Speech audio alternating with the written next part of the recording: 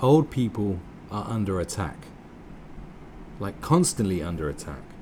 You got all the young snotty-nosed kids blaming them for climate change, saying that they destroy their future. They also blame them about the impacts of Brexit that haven't happened to them yet for destroying their future. They want old people just to be buried. Now the BBC has taken a step further to stamp on the heads of the old by making the decision to scrap free TV licenses for 3.7 million over 75s. One of those included is my mother, who was dancing around in glee that this year she wouldn't have to pay the license fee no more. Quite smug about it, she was. She was very much looking forward to it. And as a recently widowed woman, it couldn't come at a better time for her, considering her financial situation. But now, no, mother is going to have to pay. Well, mother isn't going to have to pay, because I never ever paid and nothing ever happened to me. That's right. Come and get me if you want me. You don't know where I am.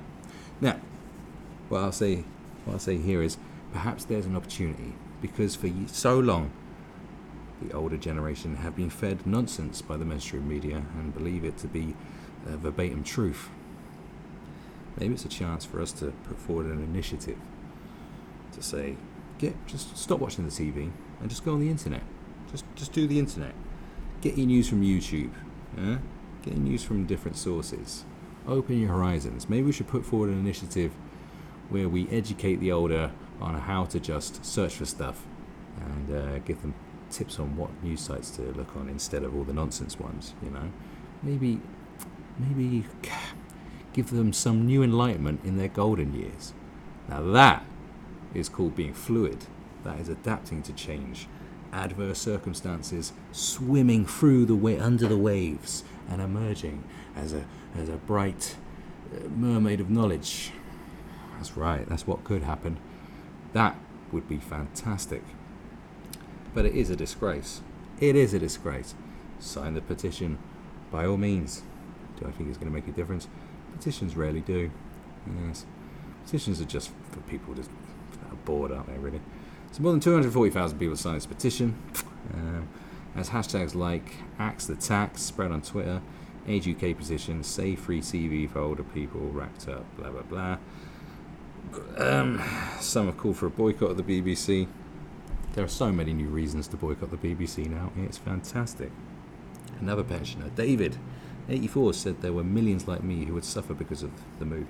The TV is a vital lifeline for me, and I'm not alone. There are millions of us who are in exactly the same situation. If the TV was withdrawn, they would vegetate. That's a very serious situation. It puts a very great cost in the NHS. That's what they need to think through. Which is it's a very sad way to think. That, like, your TV has become that important part of your lives. And maybe that's something for us younger people to reflect on and think, shit, the TV is way too important to us, that when we become lonely old people, heaven forbid, that the TV will be our lifeline for sanity. We need to make a change now. Make the change now. Alright? Get rid of that goggle box. It's mushing your brain. Director General Tony Hall announced a proposal yesterday calling it a difficult decision, but one that was fairest to the poorest, as those receiving pension credit would still be eligible for a free TV license. Right, okay. I mean, your definition of what is fair needs reevaluating as far as I'm concerned. The move will save the BBC $495 million from 2021, but leaves 3.7 million pensioners without free television. In contrast, the 90.3 million bill for the BBC website and Red Button service in 2017 and 18 could fund more than 1.9 million free licenses. That's right.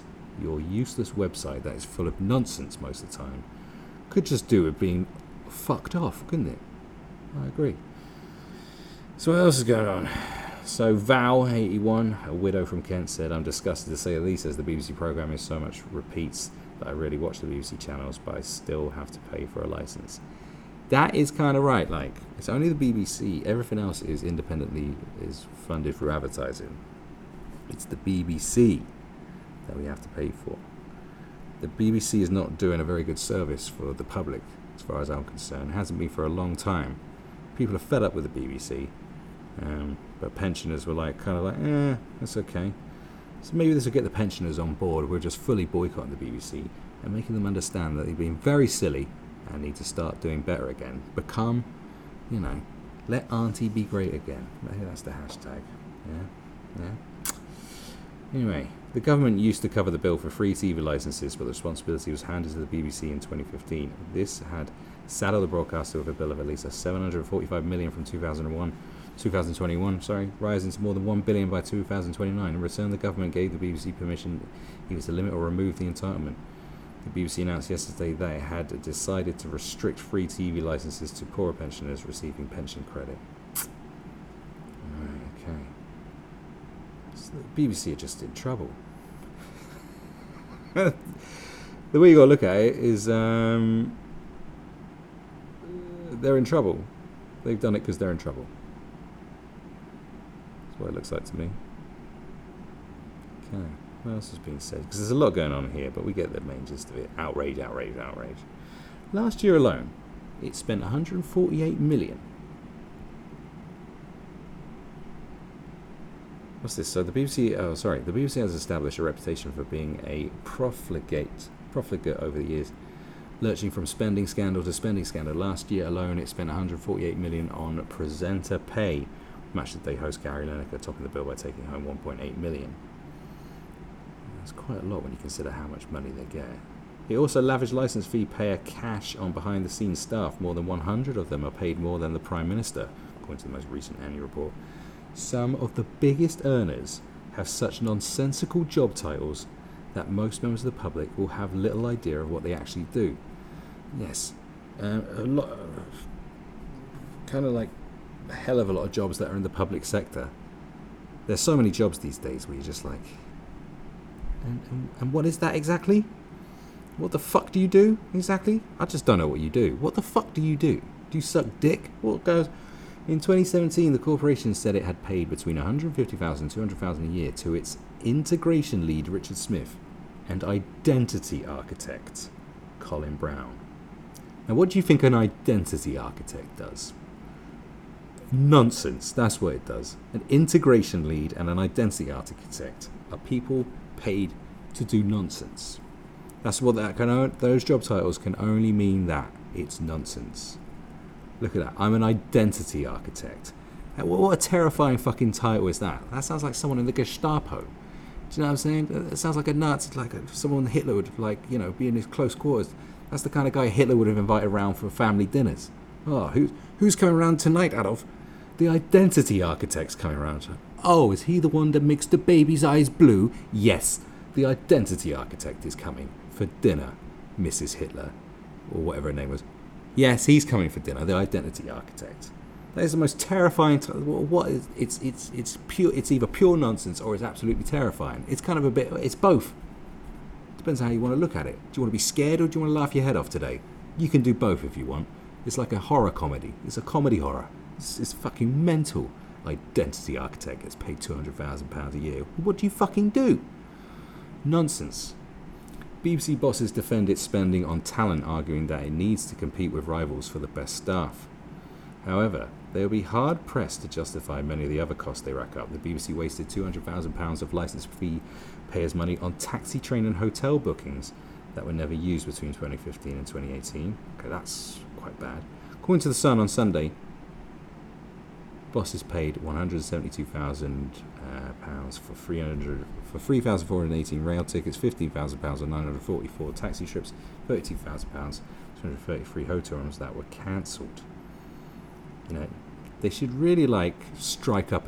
Why don't you get rid of your identity architect and have your travel and accommodation liaison manager, who has relationships with taxi firms, with rail companies and with hotels, and strike up some sort of deal that can, eliminate these costs.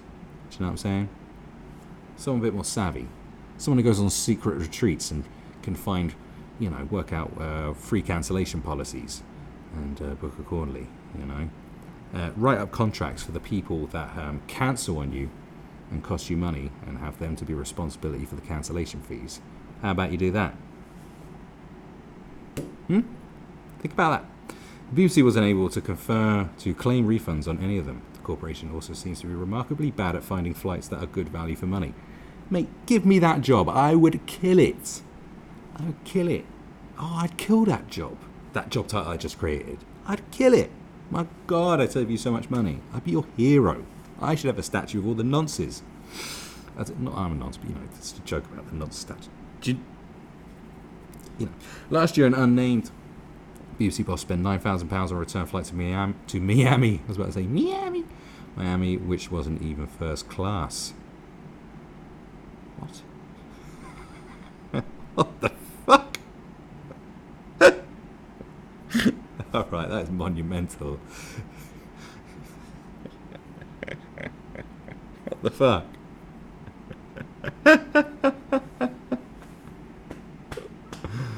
Wow. Business class flights costing £3,000 less than this were easily found by reporters. It's astonishing. The Miami trip was one of 20 eye-watering fares for back office staff for the 12 months to December, which together cost nearly £100,000. What the?